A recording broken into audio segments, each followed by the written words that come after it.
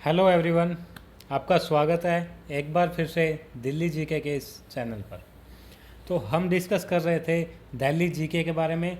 Delhi GK का अभी मैंने आपको रिसेंट पिछली वीडियो में बताया था जनरल इंट्रोडक्शन।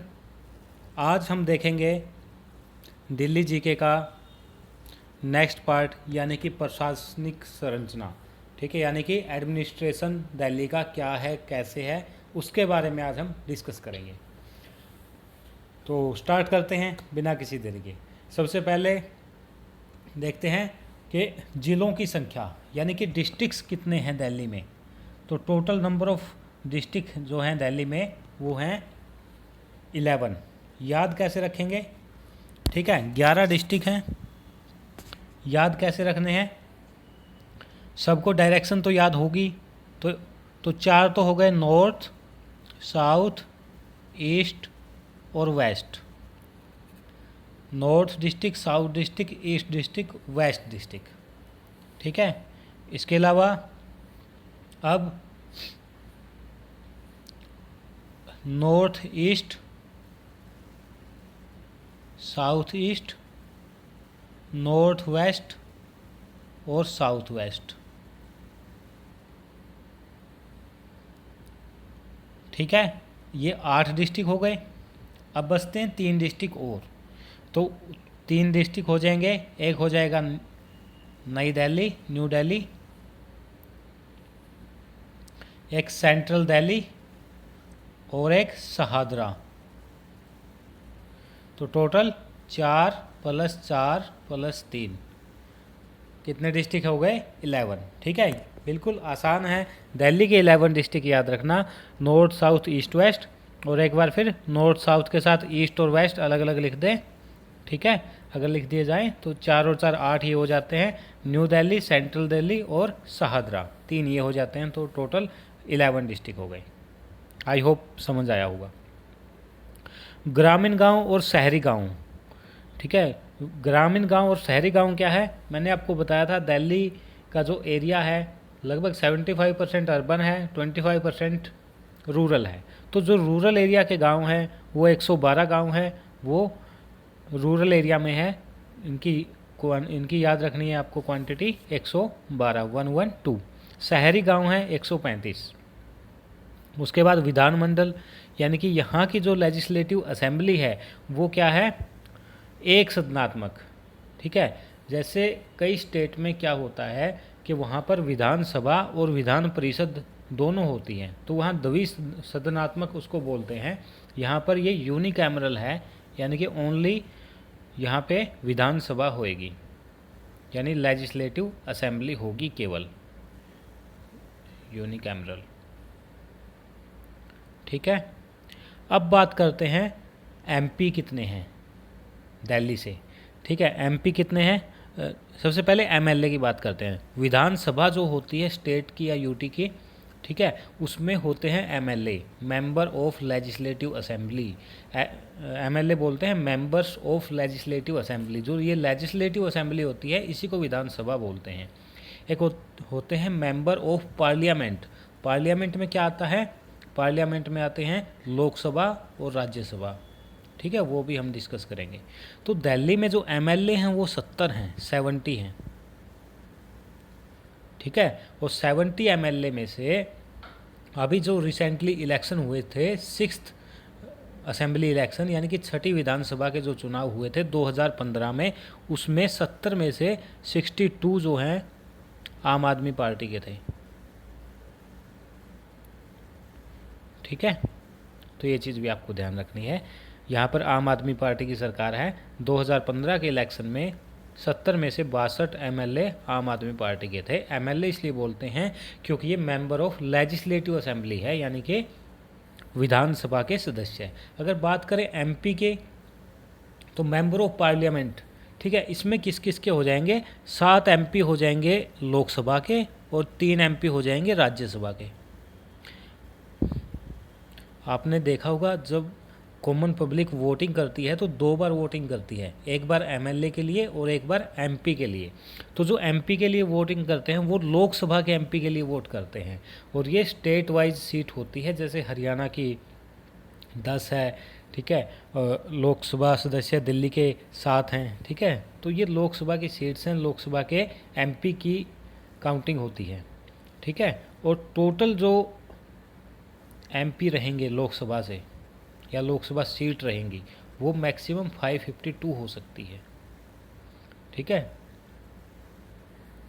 तो ये सब मिलके जो जिस भी पार्टी के ज़्यादा एमपी होंगे उसी पार्टी का पीएम बनेगा, ठीक है। तो हम बात कर रहे हैं दिल्ली के एमपी की। तो दिल्ली में टोटल 7 एमपी हैं, ठीक है। और 7 के साथ सभी 7 MP all from BJP party, ठीक है। एमएलए जो है मोस्टली यानी कि 62 एमएलए आउट ऑफ 70 आम आदमी पार्टी के हैं, लेकिन 7 के साथ जो लोकसभा सदस्य है यानी कि लोकसभा के एमपी है जो कि जनता के द्वारा चुने जाते हैं वो बीजेपी के हैं। और ये जो 7 हैं ये कहाँ से दिल्ली वाइज होते हैं? नहीं, ये जो 7 होते हैं ये कॉन्स्टिट्यूएंसी होती है यानी कि लोकसभा क्षेत्र होते हैं। तो दिल्ली में 7 कॉन्स्टिट्यूएंसी हैं, ठीक है, नहीं 7 लोकसभा क्षेत्र हैं। उनमें से कौन से हैं एक क्विक रिवीजन में आपको बता देता हूँ। चांदनी चौक है, चांदनी चौक से हैं डॉक्टर हर्षवर्धन। ईस्ट दिल्ली से हैं श्री गौतम गंभीर। न्यू दिल्ली से हैं श्रीमती मीनाक्षी लेखी। नॉर्थ ईस्ट दिल्ली से हैं श्री मनोज कुमार तिवारी। मनोज तिवारी आप जानते ही होंगे। इसके अलावा नॉर्थ वेस्ट से हैं श्री हंसराज हंस। साउथ दिल्ली से हैं रमेश बिदुड़ी। और वेस्ट दिल्ली से हैं श्री परवेश साहिब सिंह। जो भी एमपी के कॉन्स्टिट्यूएंसी होती हैं यानी कि लोकसभा क्षेत्र होते हैं तो उसमें क्या होता है कुछ सीटें रिजर्व्ड होती है, ठीक है, फॉर शेड्यूल्ड कास्ट। तो दिल्ली में भी एक सीट रिजर्व्ड है और वो जो रिजर्व्ड सीट है वो है नॉर्थ वेस्ट दिल्ली वाली, ये वाली। यहाँ से कौन है? श्री हंसराज हंस जो हैं बीजेपी के एमपी हैं। तो टोटल 7 यहाँ पे हमारे एमपी हैं दिल्ली के और 7 बीजेपी से हैं। 7 के नाम मैंने आपको बता दिए, ठीक है, इम्पोर्टेंट है, याद रख सकते हैं आप। अब बात करते हैं राज्यसभा के एमपी। राज्यसभा में देखो 3 एमपी हैं और ये तीनों कौन होते हैं? नॉमिनेट किए जाते हैं, ठीक है। और नॉमिनेट कौन करती है? जो भी स्टेट की रूलिंग पार्टी होगी वो नॉमिनेट करती है। अब जाहिर सी बात है कि अगर इलेक्शन होता तो ये 7 का जैसे इलेक्शन हुआ था तो बीजेपी जीत गई 7 के 7 एमपी की सीट। अब यहाँ पे ये 3 एमपी क्या किए जाएंगे? नॉमिनेट किए जाएंगे। नॉमिनेट कौन करेगा? ये स्टेट पार्टी करेगी। और स्टेट पार्टी कौन है? आम आदमी पार्टी। तो ये तीनों जो हैं ये आम आदमी पार्टी से हैं। अब इनके नाम क्या होंगे? अगर इनके नाम की बात करी जाए तो इनमें से एक हैं ND गुप्ता, नारायण दास गुप्ता। दूसरे हैं सुशील कुमार गुप्ता और तीसरे हैं संजय सिंह। तो ये तीनों नॉमिनेटेड हैं बाई आम आदमी पार्टी की जो गवर्नमेंट है, दिल्ली गवर्नमेंट है, वहाँ से, ठीक है। आई होप आपको ये क्लियर हो गया होगा। अब चलते हैं आगे। दिल्ली विधानसभा का पहली बार गठन और पुनर्गठन, ये 2 चीज़ हैं। पहले 1956 में हमने पढ़ा था 1 नवंबर 1956 स्टेट रीऑर्गेनाइजेशन एक्ट, उसके तहत दिल्ली को यूटी बनाया गया था। और फर्स्ट टाइम जो विधानसभा बनी थी वो 1956 में बन गई थी, ठीक है। और फिर 1993 में इसका दोबारा गठन किया गया यानी कि रीएस्टाब्लिश की गई। रीएस्टाब्लिश क्यों की गई इस पर मैंने एक पूरा वीडियो बनाया है, आप जाके देख सकते हैं, प्लेलिस्ट में आपको मिल जाएगा, ठीक है। तो 2 बार इसका विधानसभा जो दिल्ली की लेजिस्लेटिव असेंबली है उसका ना 2 बार गठन हुआ है। और इस बीच में जो ये पीरियड था 56 से 1993 तक दिल्ली का कोई सीएम नहीं रहता है। कारण क्या होता है? मैंने इस पर भी एक वीडियो बनाई है, आप वो वीडियो देख सकते हैं। मैं बाकी शॉर्ट में आपको यहाँ बता देता हूँ। इसका बेसिक कारण ये रहता है कि सबसे पहले जो सीएम बनते हैं दिल्ली के, चौधरी ब्रह्म प्रकाश, ठीक है, वो रिजाइन दे देते हैं 1955 में, क्योंकि वो चाह रहे थे कि एक 1952 में बने थे वो, ठीक है, वो दिल्ली को कंप्लीट स्टेट बनाना चाहते थे, ठीक है, लेकिन उनकी मांगें नहीं मानी गई और जो पुनर्गठन एक्ट आया, रीऑर्गेनाइजेशन एक्ट आया, उसमें भी फिर दिल्ली को यूटी ही बनाने का प्रावधान किया गया, तो तब उसने रिजाइन दे दिए थे। और जो सेकंड सीएम बने थे गुरुमुख निहाल सिंह, ठीक है, गुरुमुख निहाल सिंह, तो वो 1 नवंबर 1956 तक रहे। उसके बाद डिजोल्व कर दिया गया, क्या डिजोल्व कर दिया गया, सीएम की पोस्ट, ठीक है। ये दोनों कांग्रेस पार्टी से थे, बीच में कोई सीएम नहीं रहा। फिर 1993 में दोबारा से पुनर्गठन होता है और फिर मदन लाल खुराना, 1993 में मदन लाल खुराना बीजेपी पार्टी से दिल्ली के 3rd सीएम बनते हैं। उसके बाद बीजेपी से ही साहिब सिंह वर्मा आते हैं, फिर सुषमा स्वराज आती हैं बीजेपी की, ये 3 सीएम होते हैं, ठीक है। Sushma Swaraj first female CM थी दिल्ली की, जो कि बीजेपी पार्टी से थी। उसके बाद तो आपको पता ही है, शीला दीक्षित 15 साल तक इन्होंने लगभग शासन किया दिल्ली में, 3 बार दिल्ली की सीएम रही। और शीला दीक्षित के बाद अरविंद केजरीवाल एट प्रेजेंट जो दिल्ली के सीएम हैं, ठीक है। चलते हैं अब आगे। अब है जनना की परिचय, यानी कि जो पॉपुलेशन का डाटा है वो कितना है दिल्ली का। तो क्विकली रिवाइज कर लेते हैं। टोटल जो पॉपुलेशन है ये सब है 2011 के अकॉर्डिंग, सेंसेक्स 2011, उसी के अकॉर्डिंग ये सारा डाटा है। अभी लेटेस्ट वही है, तो वही हमें याद रखना है। तो टोटल पॉपुलेशन जो है 1,67,87,941, जिसमें से मेल पॉपुलेशन है 89,87,326 और फीमेल है 78,615।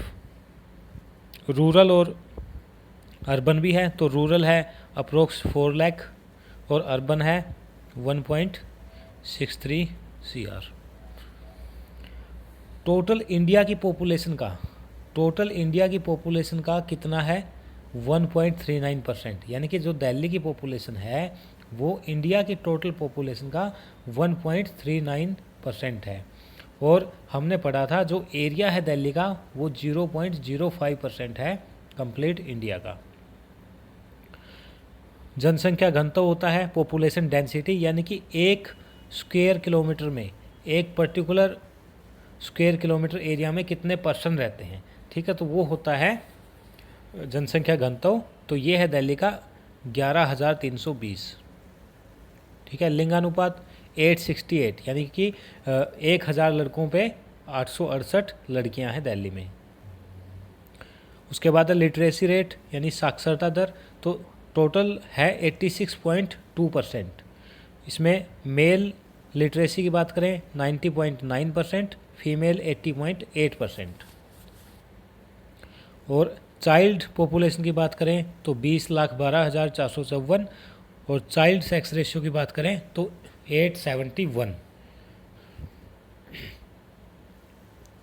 उसके बाद जो चाइल्ड पॉपुलेशन का रेशियो है वो है 11.98%, यानी कि जो टोटल पॉपुलेशन है ये वाली दिल्ली की, इसमें 11.98% जो है केवल चिल्ड्रन है। शेड्यूल्ड कास्ट की पॉपुलेशन की बात करें तो ये है 28,12,300। इसमें मेल फीमेल ये हो गए, ठीक है। अब बात करते हैं दिल्ली में फर्स्ट, ठीक है। जैसा कि मैंने आपको बताया है कि फर्स्ट सीएम जो थे दिल्ली के वो थे चौधरी ब्रह्म प्रकाश, ठीक है। और चौधरी ब्रह्म प्रकाश कब सीएम बने, ये इंडियन नेशनल कांग्रेस पार्टी से थे और 17 मार्च 52 से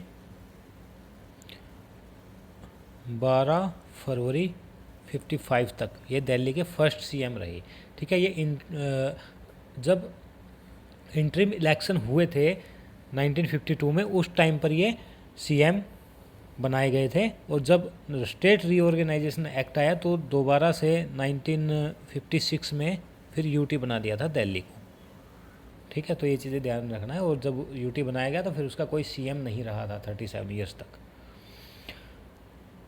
नेक्स्ट है फर्स्ट मुख्य आयुक्त, ये थे शंकर प्रसाद।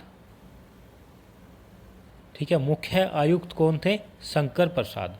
क्या था कि दिल्ली में ना पहले एलजी नहीं होते थे, तो एलजी की जगह क्या होता था? उपराज्यपाल की जगह क्या होता था? मुख्य आयुक्त। ठीक है, तो ये कौन थे पहले? शंकर प्रसाद। और फर्स्ट एलजी की बात की जाए, फर्स्ट उपराज्यपाल की बात की जाए तो एएन झा। ठीक, एएन झा ये फर्स्ट एलजी यानी कि प्रथम उपराज्यपाल हैं दिल्ली की। बात की जाए दिल्ली के फर्स्ट महिला मुख्यमंत्री, तो दिल्ली की पहली महिला मुख्यमंत्री हैं सुषमा स्वराज। ठीक है, कौन सी पार्टी से थी? बीजेपी पार्टी से थी। सीएम कब बनी ये 5वें नंबर पे सीएम बनी थी शीला दीक्षित जी से पहले, 1998 में ही बनी थी। बहुत कम टाइम के लिए बनी थी, अक्टूबर 1998 से और दिसंबर 1998 तक सीएम रही थी।